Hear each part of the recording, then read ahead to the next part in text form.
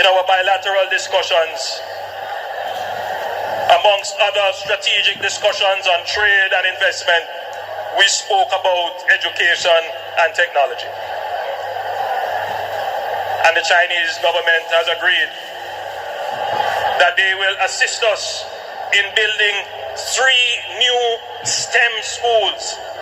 You know what STEM means? Science, technology, engineering, and mathematics. The government of Jamaica will also fund 3 additional STEM schools, and they will be spread strategically right across Jamaica. Lie! Lie! Lie! Lie!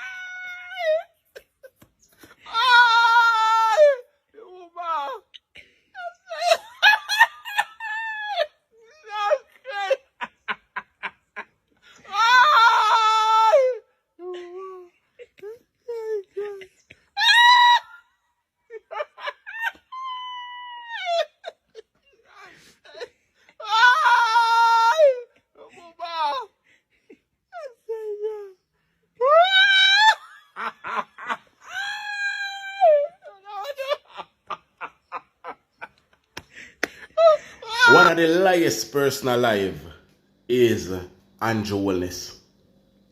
One of the liest man on God earth is Andrew Holness.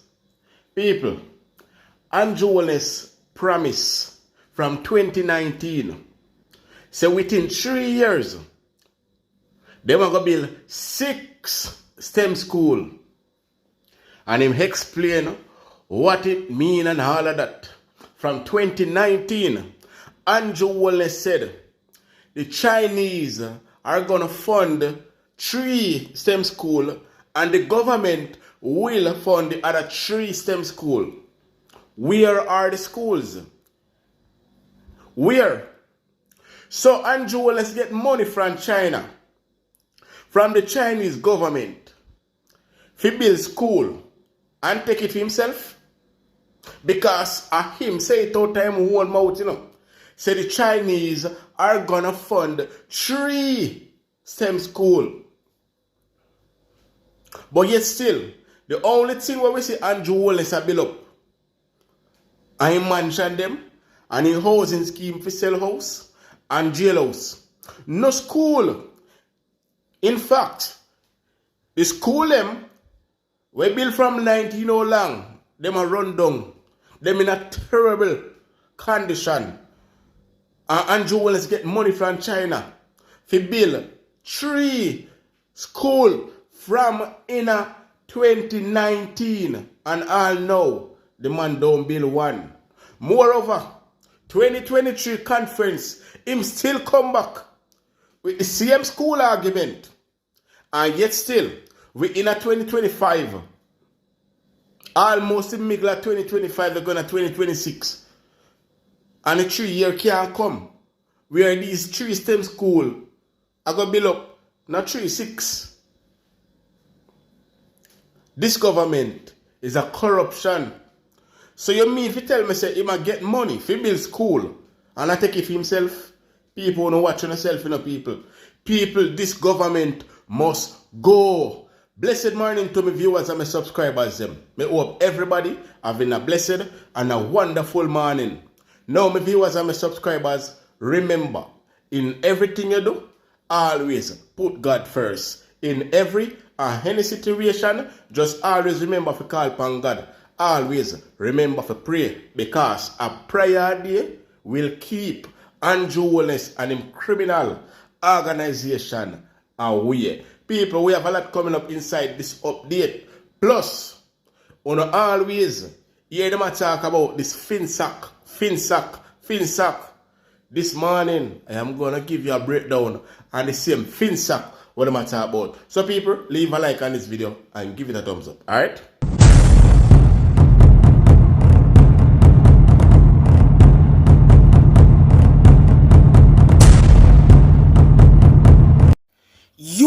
You like a damn dieted Jamaican fool. You better have sense. Put a head on your body. Because good if you suffer for bad. Because you know like a dieted, like a self owner can't come and vote in him, they like a people all the while. It come like you love slavery. It come like you love when high hand they on the back. And that make you put in these kind of people every time.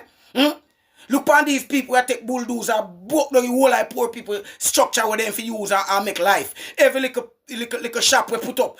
Mr. JLP, from me I come up, Mr. JLP take bulldozer and Mackenzie then walk about the place and broke the people them thin thing. Make them have to start all over scratch.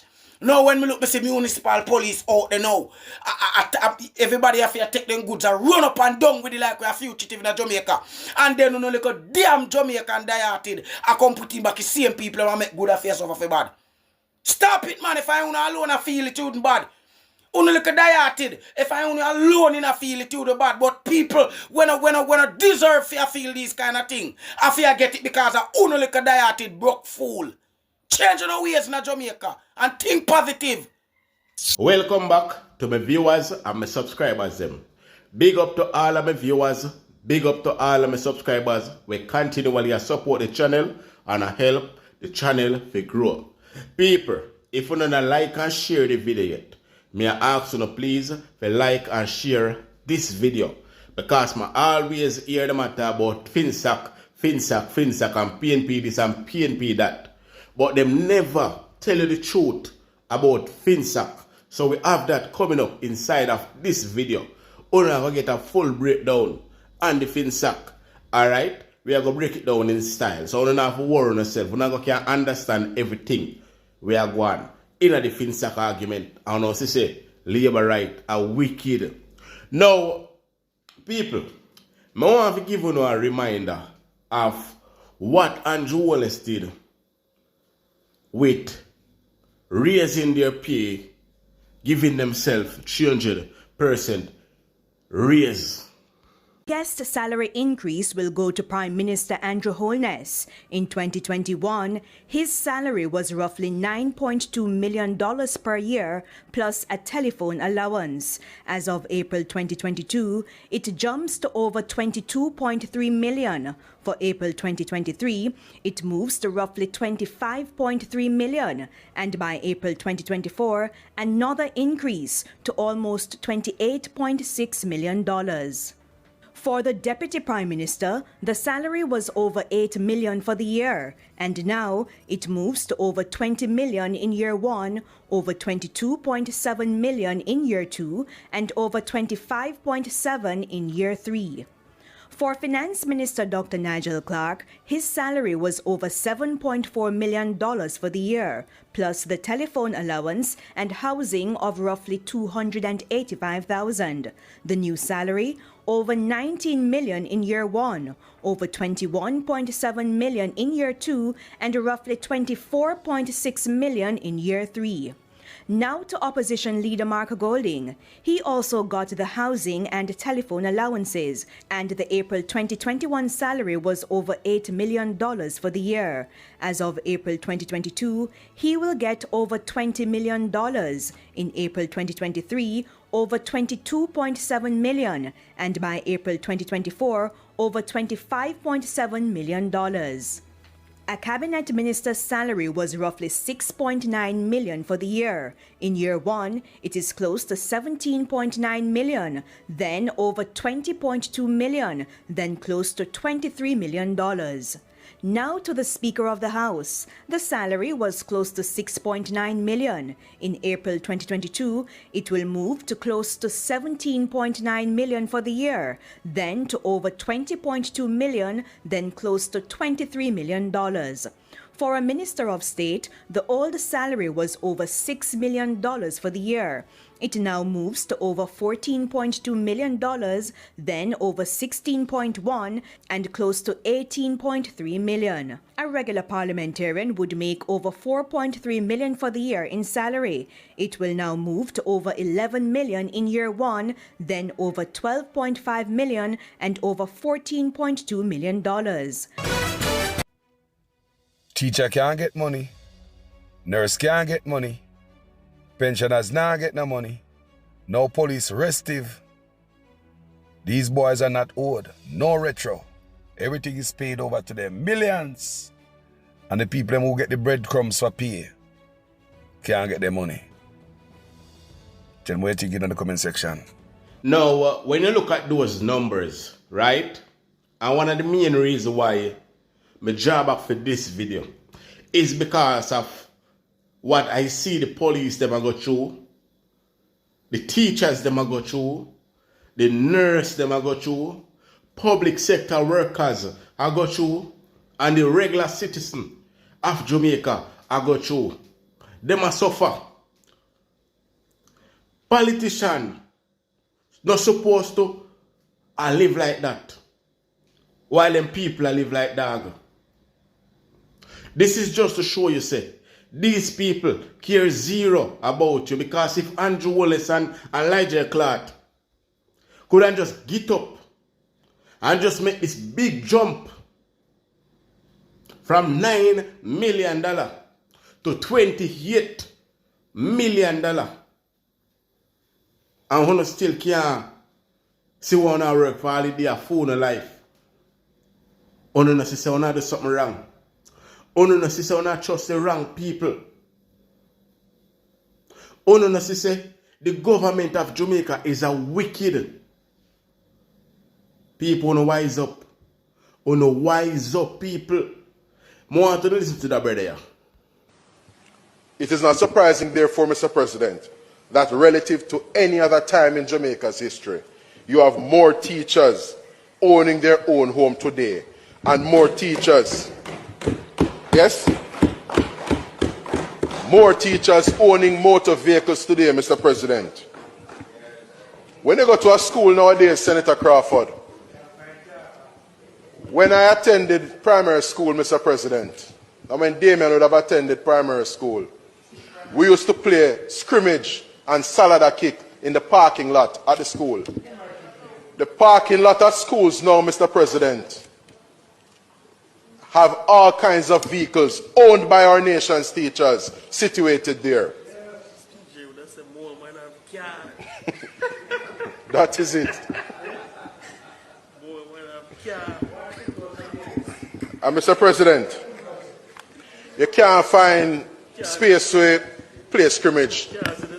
You can't find space to play catch-a-shubi. And you have to be careful how you bat ball now in the schools, because you don't want to mash the teacher's car glass. Stop talking rubbish, man. Stop talking rubbish. When motor vehicles were liberalized in the early 1990s, on account of premature liberalization of the Jamaican dollar, what we had was a cataclysmic situation where interest rates had to go extremely high in order to mop up liquidity. And with interest rates going high, you also had inflation going high, and teachers like my aunt and several other teachers across Jamaica had to suck salt through wooden spoon. Now, any teachers on this channel, can you confirm if your life is much better off under the Jamaican Labour Party now than it were before? Look into this now, people. Them promise the teachers them a raise in April, and until today, teacher can't hear nothing about that raise where them promise them on the 1st of April. On the 1st of April. Now they're saying that the teachers will maybe have to wait till July, August. That is unfair. That is totally unfair, people. Relative to today, were not able to own motor vehicles. Yes, many teachers scrambled to even find the fare to take them to school, especially when we got to the Ben Johnson part of the month. Yes, when we got to the Ben Johnson part of the month. You see, when you're a top and Harris, you don't even know what Ben Johnson mean. Yes? You have a Ben Johnson part of the month. Ask the technicians about it. First and foremost, you're in a big old top, expensive designer, jacket suit, well clean. Teacher can't just like Uno. And teacher have to go out, they go face it like each and every day.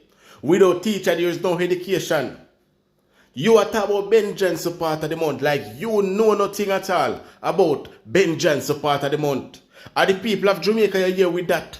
And mock, you and mock the people of Jamaica. And them need to get rid of you. They need to get rid of you. Remember say you rob up the education money allegedly. No forget. Make Johnny tell you, probably should we know. Mr. President, yeah man, on account of his goats, his more recent largesse, global village, and we operate in a free market economy. We are cognizant that from time to time, our Jamaican brothers and sisters will avail themselves of opportunities abroad. I feel compelled, however, Mr. President, to reiterate a word of advice, some would say caution, to those who are considering migration. One of the things that often escape some folks, Mr. President, is that a dollar is a dollar in any country. So when a Jamaican teacher has a recruiter or a prospective recruiter attending upon them and pointing out the $5,000 that they may be earning each month, it would be important and instructive for that teacher, that prospective recruit, to consider the cost of living in South Carolina where they are being courted to go off to.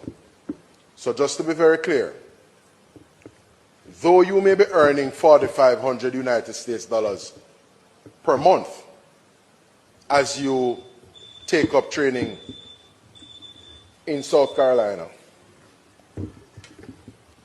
the bill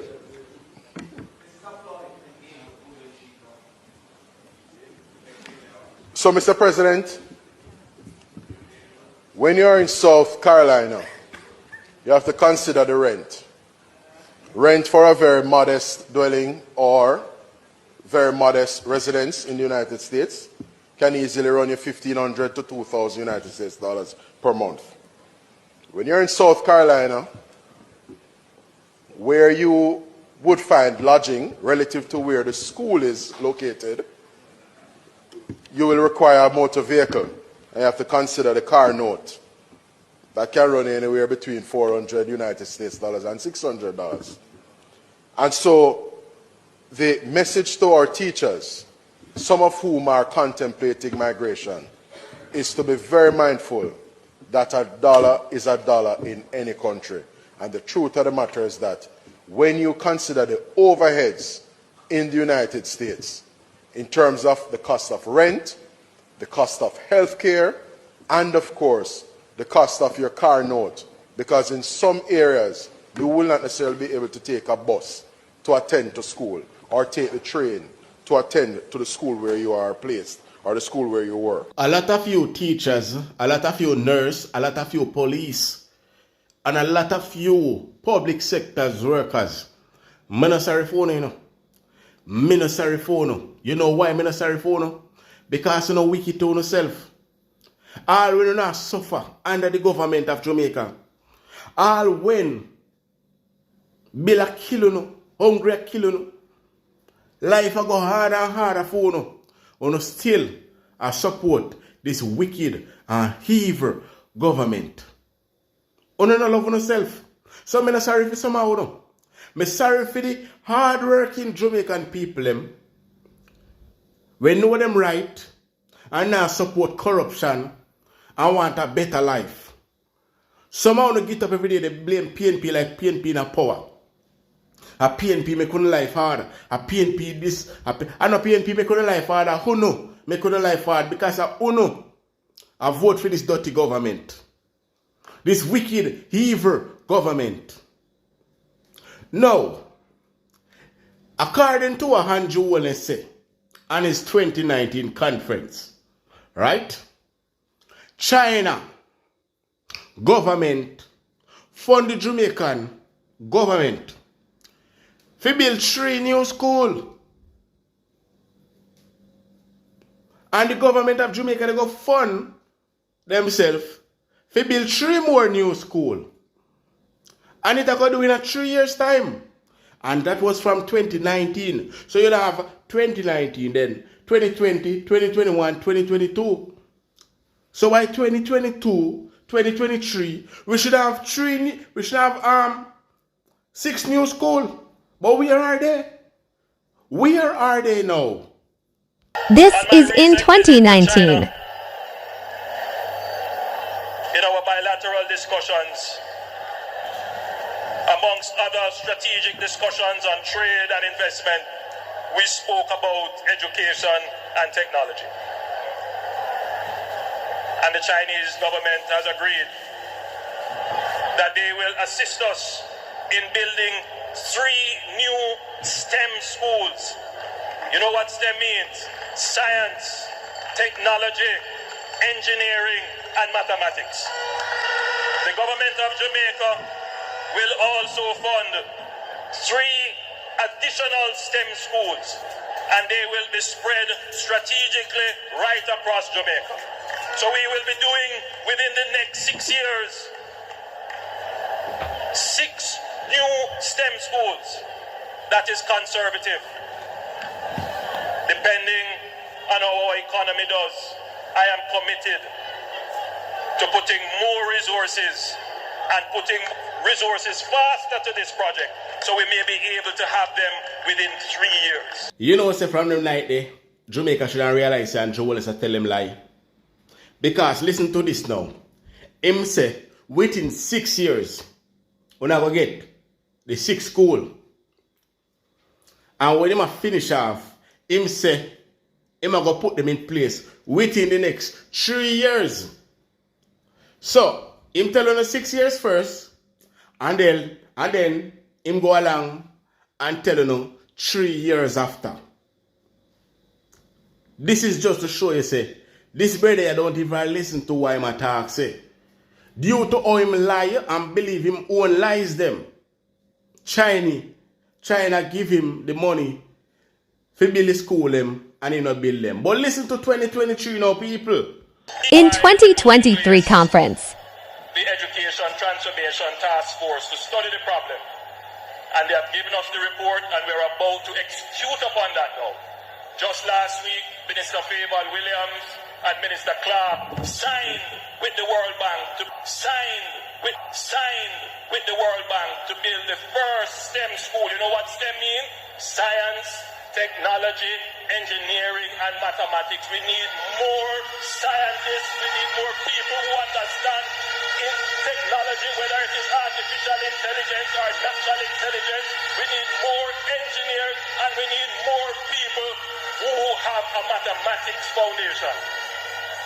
Every time I say that, you have some people say, remember the arts. We have a natural competitive advantage in the creative arts and the creative industry.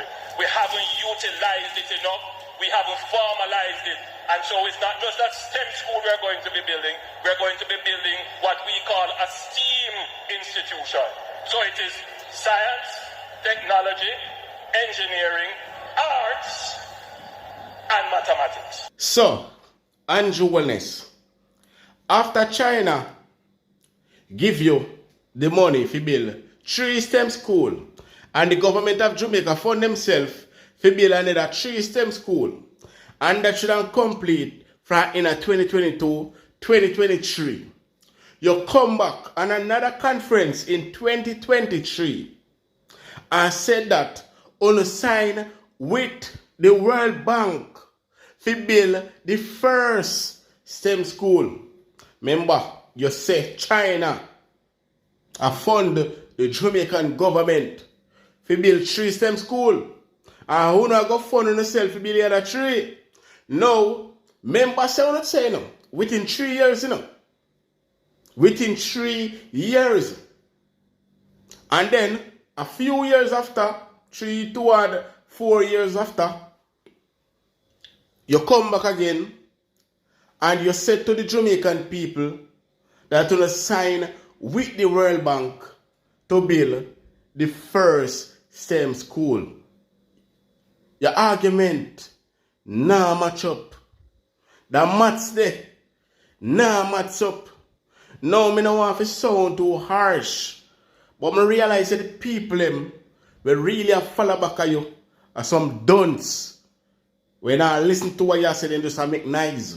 Because if them did not listen to what you say, they would have shut you down from the same night and tell you, say, you're chat fat. People, tell me if what Andrew Holness has said even make any sense to Uno. Because to me, it definitely don't make no sense. Now, I don't want to go too far in that video without making you hear about the whole Finsac argument. Now the people of Jamaica always wonder, what is Finsac? How Finsac go? How Finsac come about? Now this video that I am about to play for you all, it is going to break down the whole Finsac argument and give you a better understanding and show you who run the country in a bankruptcy. People, check it out. Guys, let's talk unbiasedly about what Finsac was. And I'm going to explain it to you in the context of my favorite Marvel movie, The Avengers. Now, we're going to have the characters Thanos, The Avengers, and S.H.I.E.L.D. Now, if you're a Marvel fan, you know what the Avengers are and how it goes down. And if you're so we're in what looks like a political season right now, and while the opposition is vying to come back into government, every look at it, turn. When them talk about PNP and Mark Golding, they say, talk about Finsac, what about Finsac? Look on Finsac. So I'm going to break it down for you what Finsac is, because a lot of you don't know. Alright, so we're going to start the scene with Thanos, right? And Thanos is the JLP. And then we're going to say the Avengers are the PNP, with S.H.I.E.L.D. at the top as the IMF. Now, within the Avengers, PNP, we have Iron Man, which I'm going to say Iron Man is Mark Golding, and I'm going to say Captain America is PG Patterson. Now, before we start, for those of you who never watched Avengers before, I'm just going to explain the characters. Now, Thanos' whole ideology is that he wants to save the universe, right? And he wants to save the universe by creating balance. Sounds good, right? Sounds really good. But Thanos wants to create balance by wiping out half of the population, because in real life, say the word overpopulated and our resources are depleted. And if you wipe out half of the population, the other half of the population will strive. So his way of thinking is good, but he's willing to do anything necessary to get to his end game. So even though it sounds good, yeah, you want to create balance in the earth, in the world, you want the people, the surviving people, to live in harmony and they're going to live good because the resources are there.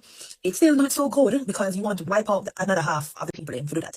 Similarly, the JLP thought that if they deregulated banks, they would make it easier for Jamaicans to get loans and, you know, make them life better because they have access to cash, all of that. Their intention was good, but they never work out like that. Just like Thanos. Now, the Avengers are superheroes. The Avengers, they, whenever there's a villain or somebody who threatens the safety of the universe, them come in and then fight with the villain and save the world, per se. And S.H.I.E.L.D. is like a government agency, was formed to save the world too, but sometimes they must say over the Avengers and what the Avengers do. Anyways, let's get down to the story now. So, the story is, in this universe, which is Jamaica, the JLP came into power in the 1980s. They decided to deregulate the financial system, basically letting the economy run wild with no proper oversight, right? The JLP believes that this will bring prosperity, just like Thanos thinks, say, the people want to create balance. But just like Thanos' snap, the consequences are disastrous. Here's how the JLP contributed to the end result of Finsac. So, in the 1980s, when Edward Seaga was the Prime Minister of Jamaica, what they did was they created more banks and more insurance companies, but they weren't properly regulated. The economy grew quickly at first, but businesses took on too much debt because you deregulate the banking system and now you get a loan, you get a loan, you get a loan, everybody get a loan. By the late 1980s, the global economy was slowing down, right? And Jamaica's economy started struggling because of this. So yeah, there was a lot of unrestricted lending and, you know, this encouraged a rush of risky loans. Businesses take out massive debts and they couldn't afford them. This made the financial market in Jamaica become something like a house of cards. By the late 1980s, the Jamaican economy had ballooned with debt and inflation. Businesses couldn't pay back their loan. The banking system was on the verge of collapse and the currency devalued greatly. Everything was falling apart. And you know what happens when banking systems, if there's ever a rumor of a banking system collapse, you know that? There's gonna be panic and people are gonna rush to take out the money with the banks and they rush to take out the money with the bank, then the bank not gonna have it for them. So just like how Thanos thought that him destroying half of the population and wiping out planets to reset the universe, to create harmony and balance, the JLP's deregulation created a financial environment that would eventually collapse under its own weight. It set the stage for the ultimate crisis. After this happened now, Jamaican dollar lost value rapidly, which made it more expensive for businesses to import goods and to repay foreign debts. As a result, companies struggled to stay afloat. There was also an economic decline and collapse with high interest rates and weak currency. Businesses couldn't grow, many went bankrupt, and banks were left with a pile of unpaid loan. By the mid-1990s, banks and insurance companies started collapsing one after the other, creating financial panic. That same financial panic when we talk about where people are rushing to take out the money out of banks and the bank didn't have it to give them, and that was what. So now in comes the PNP, the Avengers. You know, when the PNP took over in 1989 under Michael Manley and then in 1992 under PJ Patterson, they inherited an economy that was already shaky. So now, PJ Patterson, Captain America, said, Lord God, we have to save the world, Jamaica in this context, because the economy is completely falling apart, and the government act fast to avoid total destruction. So it link up now with Darren Bunting and Golding, which Mark Golding was a part of, Iron Man, and him come together and him say, what can do to save the country, because it's not look good, and shield the IMF for pressure we, and the IMF say we need to fix things because they know left we in the dark, whatever. So they created Finsac. It was their version of a battle strategy to save the economy. Now, the acronym Finsac stands for Financial Sector Adjustment Company, and it was created by the PNP in 1997 to deal with, the economy that was left by the JLP's actions. Its job was to rescue banks that were falling apart and to stabilize the financial system. So it worked like a superhero trying to save the day. And if you, as I said before, watch superhero movies and how they execute them plan, say, or if you watch Avengers, say, while the superheroes are saving the day, they usually destroy an entire city.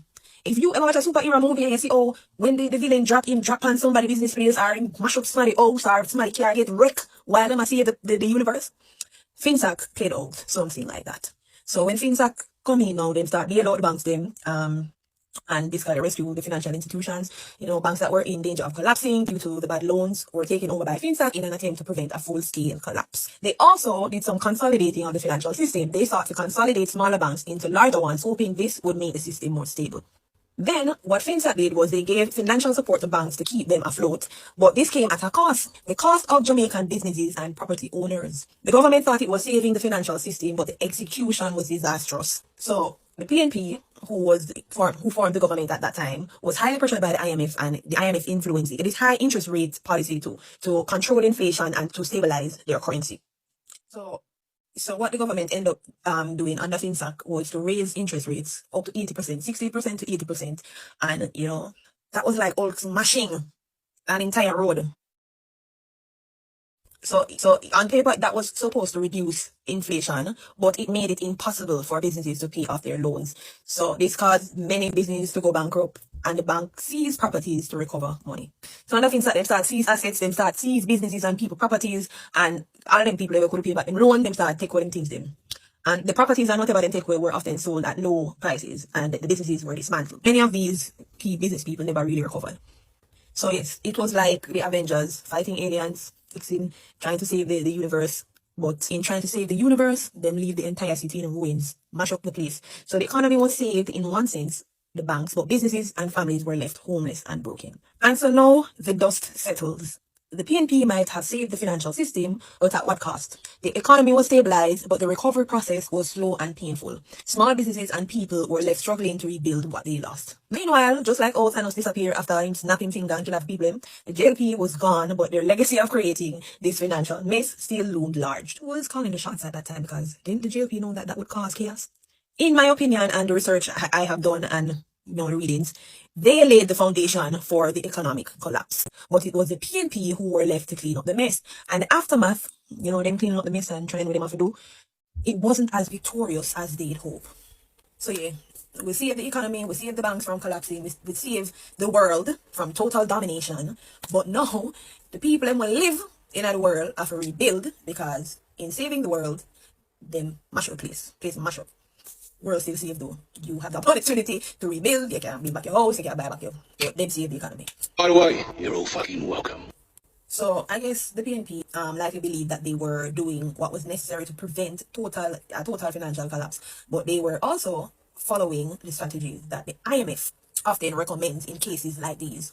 So what the IMF normally recommends is that you stabilize the economy first by raising interest rates and reducing government spending. And, secondly, their strategy would have been to rescue the banking systems, and that is why Finsac was created, to bail out the failing banks. And then thirdly, it would have been to restore confidence in Jamaica's economy so that, overseas investors were coming back. They hope that by taking this drastic measure, Jamaica would recover and attract investments again. Which did happen, but as I said before, but at what cost? And, that is one of the reasons why I always hear the PNP say, Finsac is not an indictment on us, release the files or whatever they normally say. People can see what really happened and why we had to do this. And Mark Golding is blamed for it because, one, he was a part of the DNG and he played a big role in the Finsac's debt recovery. And a lot of persons thought that it was a conflict of interest and that the directors of the Bunting and Gold capitalized and benefited from some of the things that was done under Finsac. This is why Finsac remains one of the most controversial events in Jamaica's economic history, because even though it may have saved the financial system, it came at a huge cost to some Jamaicans. Was it corrupt? I don't think it was outright corruption in the sense of like stealing money or anything like that, but it was a case of bad economic policy, poor management, and the possible conflict of interest. The government's solution, we can't deny it, ended up hurting many Jamaicans, which is why it remained controversial. They did what they thought they had to do to save the banks and stabilize Jamaica's economy. But the cost, some might say, far too high for everyday Jamaicans. In the end, while the JLP's reckless action set the stage for the disaster, the PNP's Finsac was like out in a fire with a sledgehammer. They saved the financial system and our economy, but in doing so, they crushed the very people they were trying to protect. Now it is your job to tell me in the comments whose fault you think this really is. Was it the JLP for deregulating the banks and causing the financial collapse? Was it the PNP who was too harsh in their actions to save the economy? Was it the IMF who was putting pressure on the government at that time? Was it the persons who took out those big loans knowing that they can't pay them back? Who is to blame for Finsac? Let me know in the comments. No.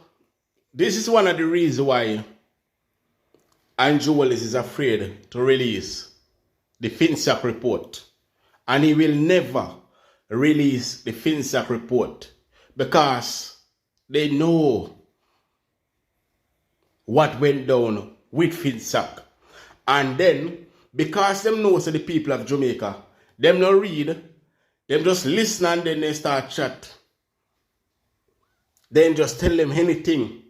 And them just listen to it and believe in it. And this is why Andrew Holness have them like a merry-go-round over the past 9 years. But people, see your thought down below in the comment section. And remember, subscribe to the channel and like and share the video. Alright? I'm out.